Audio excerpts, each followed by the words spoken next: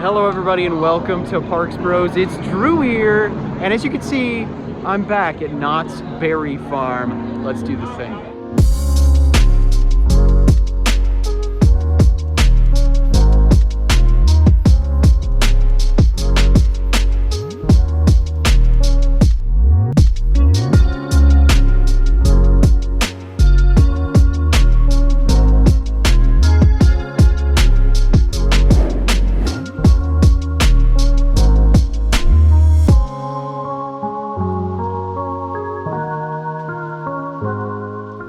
Before we move on with this incredible adventure, I wanted to make sure to mention that I have brand new pins celebrating 10,000 subscribers on YouTube available now. Make sure to check out the link down in the description below. Now we're starting our day in a little bit of a weird spot next to Ghost Rider's turnaround outside the park next to this fire pit, which is really cool.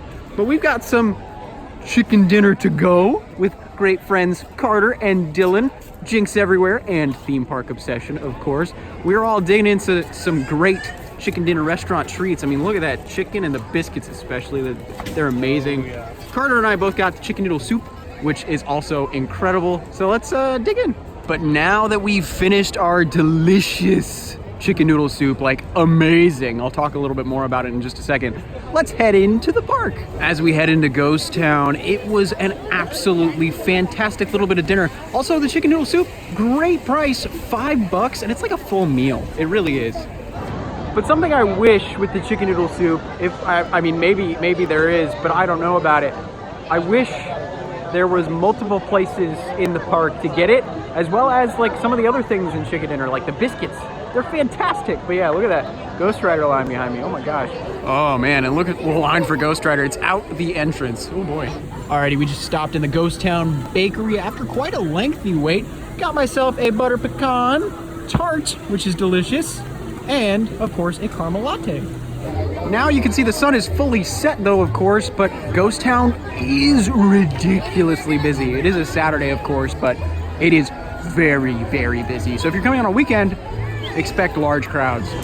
It is freaking busy tonight. Like, Carter can agree. It's crazy in Ghost Town. Packed. Yeah. Woo! I haven't seen this many people here in like years.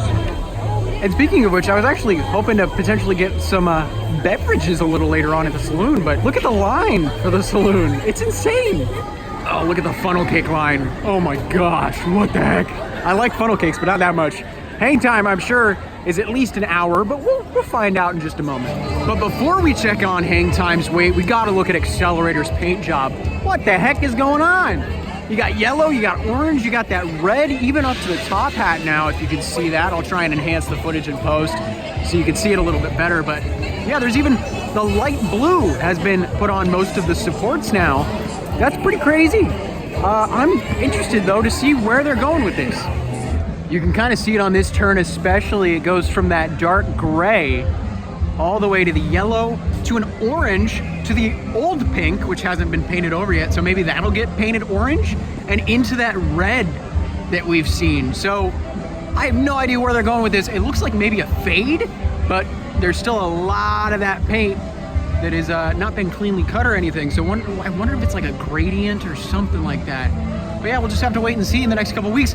It will be reopening near the end of December, so that's hopefully when the paint job will be all finished up.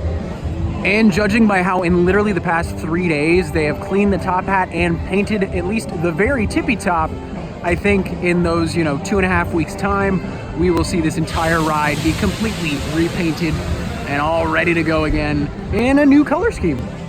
Something I didn't notice was actually the launch track has been painted gray as well, that same deep gray that we were talking about a little earlier above. Wow, I didn't even notice this and I was standing right next to it. What the heck? That's crazy to see. They've done so much work in just the past couple days alone. It's incredible. You can see they haven't fully painted all of the track down this way in the gray, but the top rails, the actual ride rails, have been painted all the way down the launch track. So that's pretty interesting to see. And also, you can see a little bit of that yellow and orange fade that's happening back there on that final turn into the brake run. I'll try and get a better view of that. But yeah, it even looks like the orange has gone around that turn a little bit. Maybe that's just the lighting with the spotlight, the floodlights right there, but I don't know, it looks pretty orange in person. Yeah, it definitely looks like there's a little bit of orange on that turn. Maybe there isn't, because there's definitely orange there, and then yellow, and that goes into gray on the final brake run. So it's very interesting to see what they're doing. Maybe it'll look like a nice California sunset, which would be really fitting for the ride and the area. I hope they get some KCL lighting, just like Hang Time, though, eventually down the line with Xcelerator. That would look amazing. Yeah, that top is definitely a lot darker. The red we see all the way down below. But yeah, this is super intriguing, to say the least. Well, we'll have to see what this looks like when it reopens in the next couple weeks. Yeah, even the boardwalk, pretty busy. Hang Time's line fills up the switchbacks. Well, the posted wait time, 180 minutes, 3 hours. Oh boy, I think we're gonna skip out on Hang Time, at least for right now.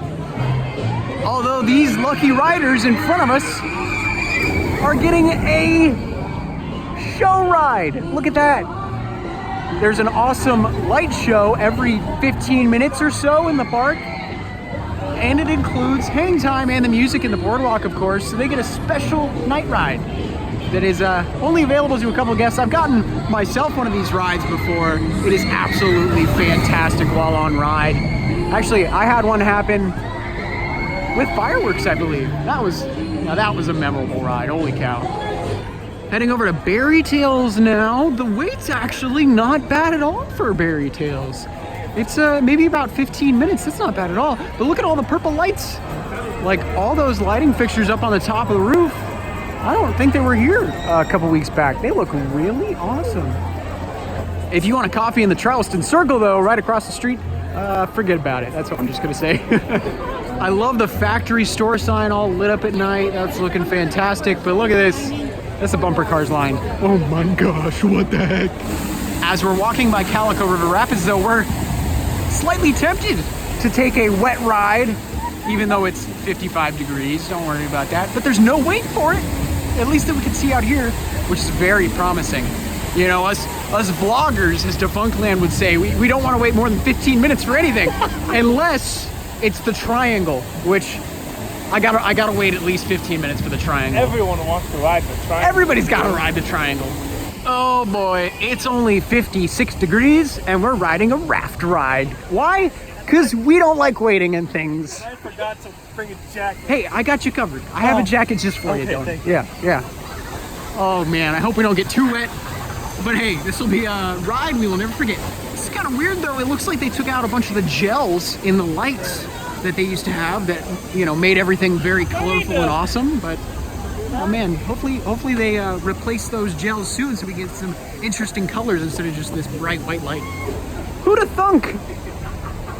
55 degrees just about, and it's a walk-on. Man, this is great to be walking through this again. I always love this queue. So I gotta say, Calico River Rapids wasn't too bad. The water level wasn't too high, so we didn't get too wet at all. It was a very calming ride. I didn't even need to put on an extra jacket or anything, but now we're gonna step into Santa's Christmas cabin and check out what's going on in there. Look at Santa's right there. He's even got a matching mask. May I just say, it smells divine in here, especially with that Belgian waffle right on the side. You know what I want? What do you want, Carter? I want some waffles. Ooh, waffles. Camp Snoopy has been quite festified, if you will.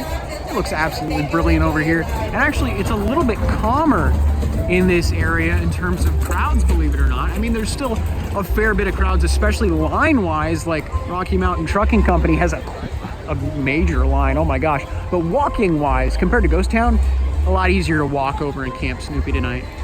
Like, this is probably the most empty area of the park right now, which is nice to see. It's a little bit easier to walk around.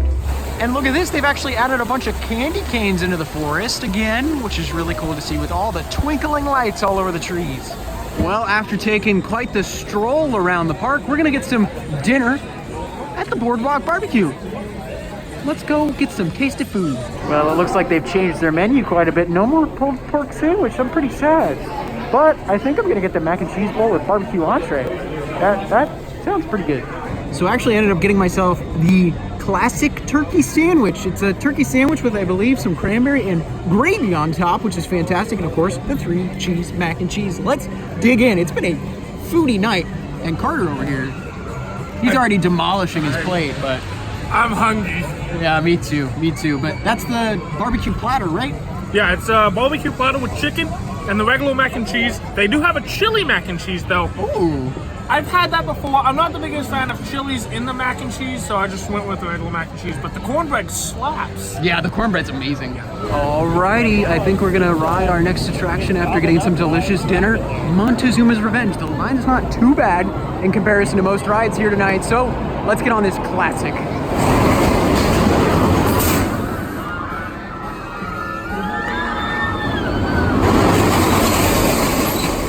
Oh man, Montezuma's Revenge, such a fantastic coaster. We got a Jaguar ride. We had Jaguar going through the loop as we did. That was so cool. I've never gotten one of those. What a phenomenal experience.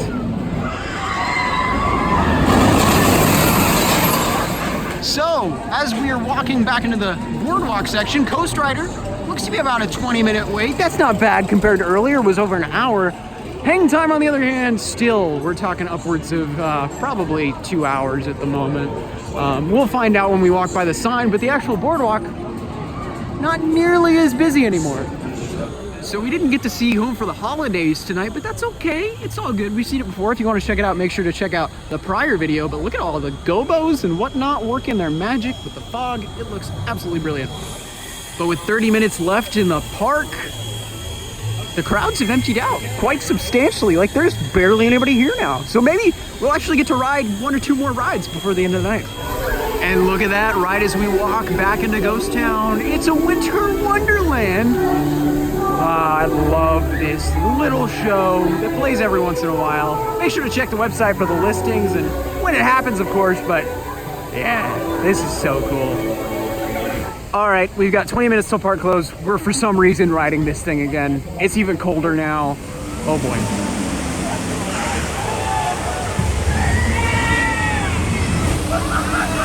Hey, yo! How's it going, squad? Get it! Get it! Oh, frick. Frick. Get it! Yo! You got it! You got it! Oh! So, what do you do when you can see your breath? It's so cold. Well, ride a raft ride, of course. We got supping. It's currently 50 degrees now. This is all my doing. Yeah, Cliff suggested it again, but that was ridiculous. I'm very cold. Very, very cold. But now, with 5 minutes left in park hours, we're heading over to Ghost Rider. Alrighty, well, we're waiting for La Rotnog. Oh boy. We're looking at probably upwards of an hour and a half. Oh man. Well, about 20 minutes has gone by. We're about to go inside, but as you can see, we're closing out the ride. Oh boy. Wow, oh wow, near the back ride on Ghost Rider for La Rot. We actually only waited 55 minutes. We thought it was gonna be much longer, but good job, Ghost Rider crew. It's officially after midnight, but that was quite the day. So much fun hanging out with friends and dealing with the crowds regardless. Anyway, that was absolutely phenomenal. Great day all around. Make sure to go follow all my friends. Their links will be in the description below. And if you haven't yet, make sure to subscribe. We've got more of these videos coming up very soon. But of course, until then, we'll see you on the next ride.